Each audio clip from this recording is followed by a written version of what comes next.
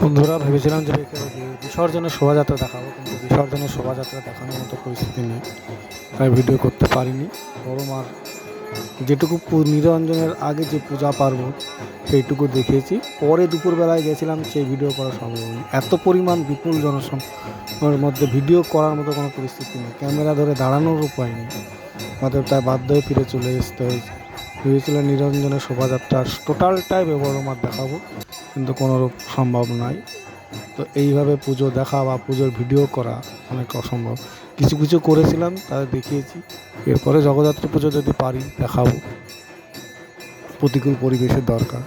এবার এখান থেকে গিয়ে বড় নিরাশই হয়েছে, কারণ ভিডিও করার মতো দাঁড়ানোর মতো কোনো পরিস্থিতি নেই। এত পরিমাণ বিপুল মানে জনসমুদ্র যাকে বলি। তো যাই হোক, আমার এই ছোট্ট ব্লগ ভিডিওতে তুলে ধরলাম। বিসর্জনের পরের দিনই দিচ্ছি, কারণ আমি বাড়িতে এসেছি অনেক রাত্রে। তো দু একজন দেখলে দেখবেন। যাই হোক, ধন্যবাদ।